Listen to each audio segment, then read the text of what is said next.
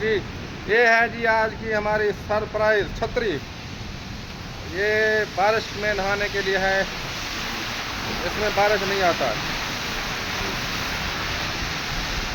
या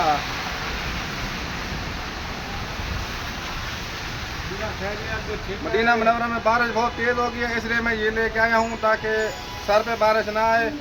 ये देखें जी माशाल्लाह माशाल्लाह। वीडियो को लाइक कर दिया करें। मदीना मुनव्वरा की बारिश ये देखें नाज़रीन। सुभान अल्लाह सुभान अल्लाह। अल्हम्दुलिल्लाह आज मौसम बहुत अच्छा हो गया, मदीना मुनव्वरा का ठंडा हो गया मौसम माशाल्लाह तबारक अल्लाह अल्हम्दुलिल्लाह।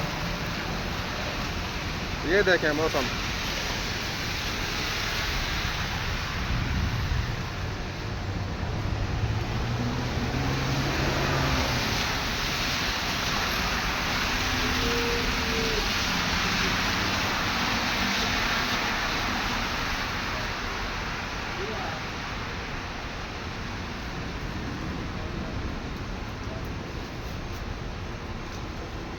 मौसम बहुत अच्छा हो गया मदीना मुनव्वरा का माशाल्लाह। ये देखें बारिश, क्या बात है। सुभान अल्लाह सुभान अल्लाह।